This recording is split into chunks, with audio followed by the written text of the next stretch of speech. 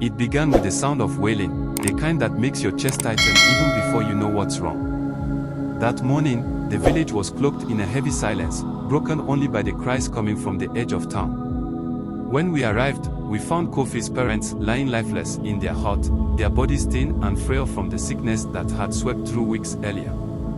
But instead of mourning, the whispers started. "It's the boy," someone said. "He's cursed. He brought this on them."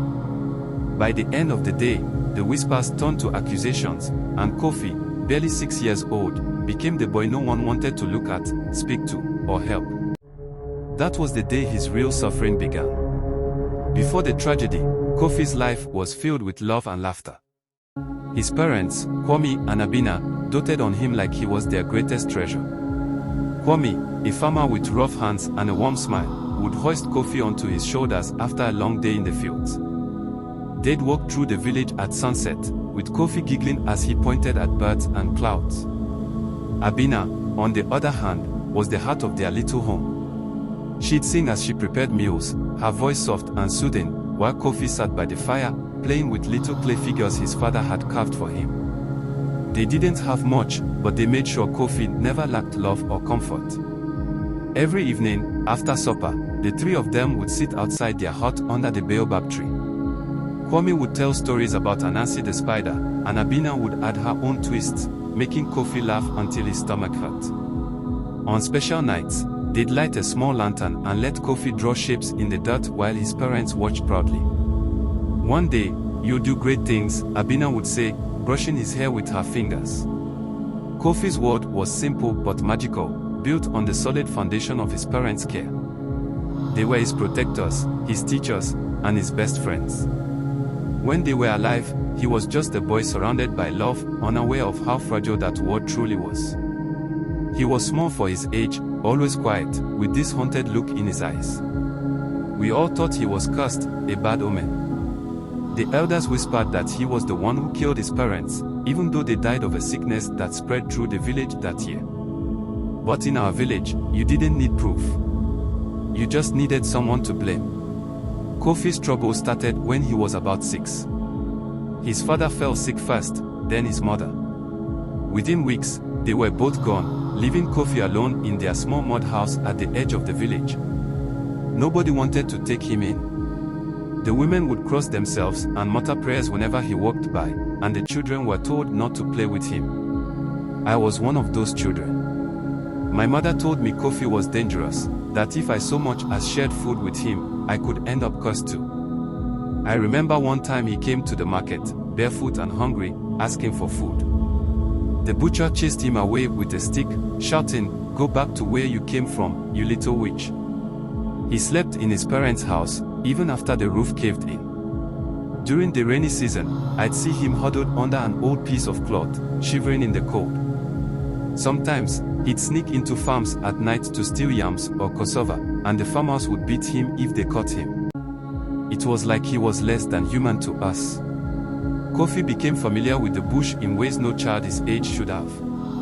Early every morning, while the village was still asleep, he would take an old machete and head into the forest to gather firewood. He'd chop fallen branches and carry heavy bundles on his small back, walking miles to the market in the neighboring town. The wood sold for little, just enough to buy a handful of food. His hands were always blistered, and his feet bore scars from the thorns and sharp stones he stepped on. But Kofi didn't complain. The firewood was his only means of survival. During the fruiting season, Kofi's trips to the forest became less about survival and more about scavenging. He knew which trees bore ripe mangoes, guavas, and wild berries. Climbing high branches with agility, he'd pick as much as he could carry, stuffing his bag and pockets. The sweetest fruits, he kept for himself, savoring them as he rested under the shade of the trees.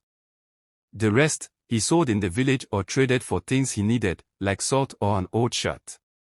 It wasn't much, but those small victories gave him moments of joy in an otherwise harsh life. One afternoon, when Kofi was about 12, he went to work on a villager's farm, hoping to earn a little food for the day. As he dug into the soil with his bare hands, he didn't notice the snake crawled beneath the nearby yam mound. Before he could react, it struck, sinking its fangs deep into his ankle.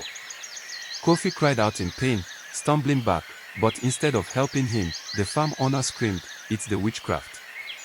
It's his punishment," and ran off, leaving Kofi alone. Word spread quickly, and nobody dared to come near him. Weak and in agony, Kofi limped to the forest, where he remembered a story his mother once told him about a certain leaf that could draw out poison. He chewed the leaves and pressed them against the bite, tying them with a strip of his shirt. For days, he stayed in the forest, feverish and trembling, but the swelling eventually went down. When he returned to the village, alive but frail, people whispered even louder, convinced his survival was proof of dark powers. Years passed, and Kofi survived. I don't know how. He did odd jobs for anyone who would let him. He fetched water, carried firewood, even cleaned latrines. People still treated him like dirt, but he kept going. When he was around 16, something changed. He started disappearing for days at a time. Some said he was going to the city, others claimed he was meeting with witches in the forest. Nobody really knew. Then one day, he came back with a small bag of money. At first, it was just coins, enough to buy himself food and clothes. But over the years, the money grew. By the time he was in his 20s, Kofi had become a different person. He was no longer that scrawny boy we ignored. He was tall, strong, and always well-dressed. And the money kept coming. One day, he returned to the village driving a big car. I remember the sound of the engine rumbling as it rolled into the square. Everyone stopped what they were doing to stare. Kofi stepped out, wearing sunglasses and a suit that looked like it cost more than the entire village combined. Nobody dared call him a witch now. They called him Sir Kofi instead. The same elders who had cursed him as a boy were now bowing and smiling, asking him for help with their farms and children's school fees. Kofi didn't say much, but he gave generously. He repaired the church, built new houses for widows, and even paid for the village's first borehole. People started saying God had blessed him, that he was proof of how fortunes could change. But I could see it in his eyes, he hadn't forgotten. One day, he called a meeting in the village square. Everyone came eager to hear what he had to say. He stood in the center, his voice calm but sharp. "You called me a witch," he said. "You left me to starve. You beat me when I begged for food. Now you want my help?" The crowd was silent. Nobody could look him in the eye. "I will help you," he continued, "because I am not like you. But don't think I have forgotten." From that day on, Kofi became like a king in our village. He owned most of the land, and people worked for him. But there was always this tension, this unspoken reminder of what we had done to him. Sometimes, I wonder how he really felt. Did he forgive us? Did he still see us as the same people who abandoned him? I'll never know. But every time I see the borehole or the new school he built, I think of Kofi. The orphan we call the witch, who rose above all of us. And I can't help but feel ashamed. Thanks for watching. See you next time.